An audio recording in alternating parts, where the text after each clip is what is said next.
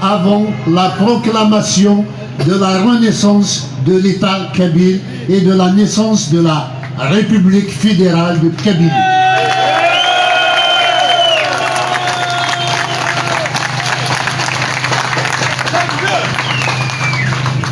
La Kabylie pose problème par son existence même.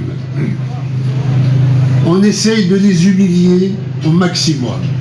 Même dans les écoles maintenant, on ramène des gendarmes et des policiers pour faire lire ou pour faire chanter, exécuter l'hymne algérien. On essaye de nous humilier par n'importe quel moyen.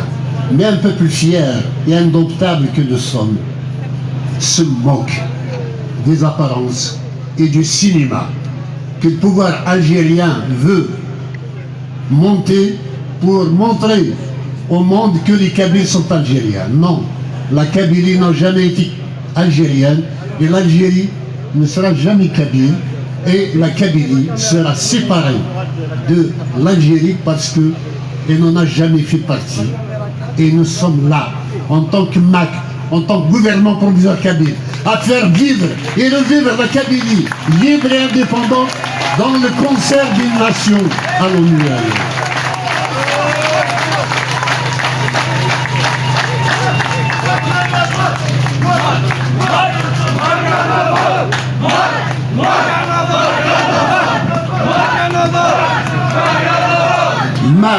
MAC,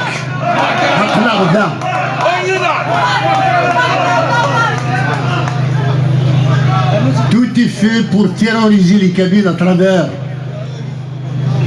la prison, la torture. Ils nous ont brûlés et ils nous accusent d'être des assassins. Ils nous accusent d'être des pyromanes. Ils nous accusent de nous détruire nous-mêmes.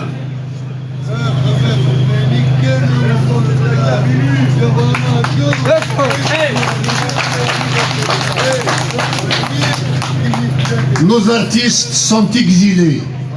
Ceux qui ne sont pas exilés, on les fait mourir de faim s'ils ne montrent pas patte blanche. Il faut prêter allégeance ce pouvoir pour pouvoir bénéficier d'un concert, ne serait-ce qu'en Ramadan. Sinon, l'Algérie fait tout pour étouffer la culture kabyle. Les associations culturelles, les vraies, sont dissoutes. Racontar a été infiltré pour la détruire. Actuellement, la dernière association, celle d'Ezdey Daoukas, qui faisait le café littéraire, a été dissoute au même titre que la Ligue algérienne de défense des droits de l'homme parce qu'il était kabyle. C'est tout.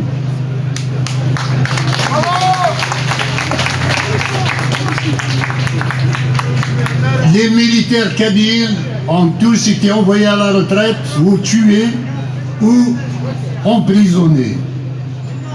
Je ne les pleure pas parce qu'ils n'ont pas beaucoup défendu la Kabylie jusqu'à présent. Les membres du gouvernement kabyle ont tous été pratiquement chassés. Et la Mamra, qui est le dernier des Mohicans, vient d'être éjecté. Au prétexte que c'est un kabyliste et qu'il voulait mettre à travers le monde une diplomatie kabyle.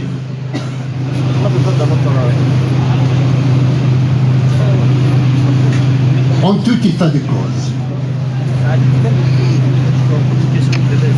il nous a classés en tant que terroristes. Qui de nous, ou du pouvoir colonial algérien, est terroriste?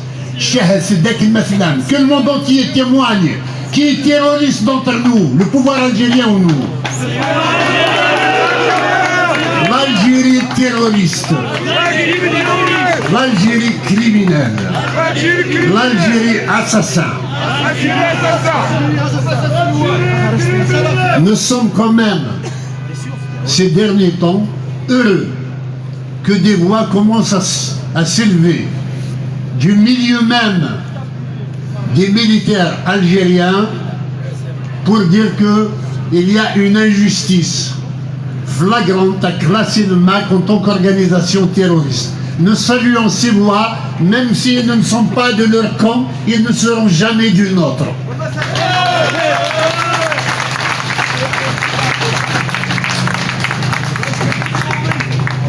Il y a ce voyage des Algériens à Paris qu'il faut absolument dénoncer.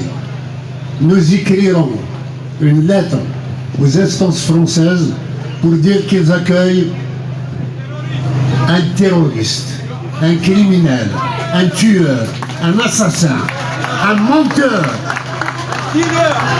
un dealer, oui, sa famille a versé dans la cocaïne.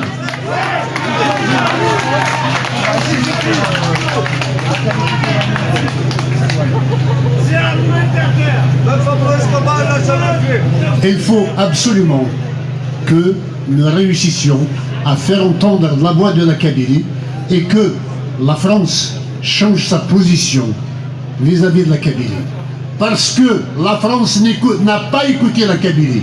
C'était en 2013 que j'avais écrit, que nous avons écrit « La France va-t-elle perdre l'Afrique ?» 10 ans plus tard, il ne reste plus rien.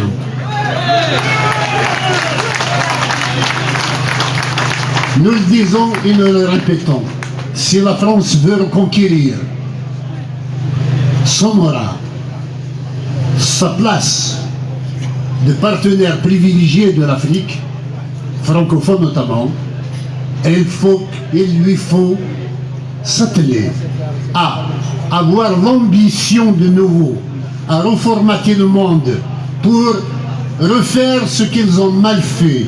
Les frontières des peuples africains sont scandaleuses. Il faut que la France se mette à accepter que les peuples emprisonnés dans ces frontières puissent enfin accéder à la liberté et avoir leur propre État à eux seuls.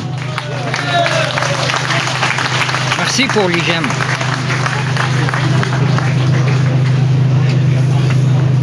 Nos meilleurs enfants sont en prison.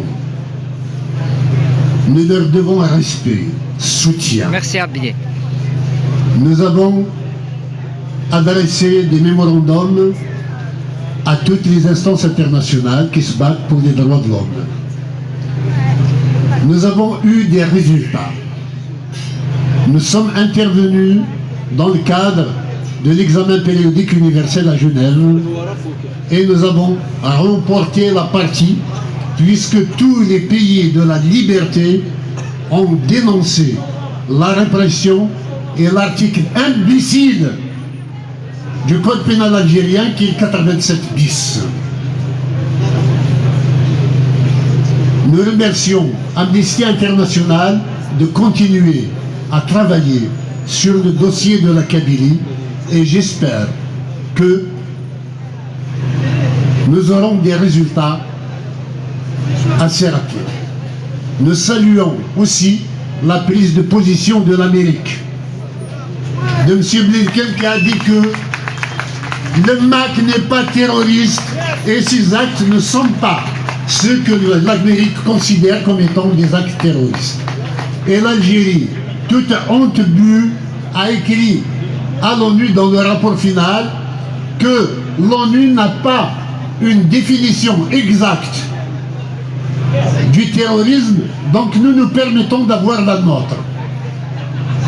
C'est un mensonge. Il y a un texte assez long qui explique ce qu'est le terrorisme. Au niveau de l'ONU, les instances internationales ne sont pas désarmées pour connaître ce qu'est le terrorisme. Le terrorisme, c'est d'user de la violence contre des populations pour obtenir un résultat politique.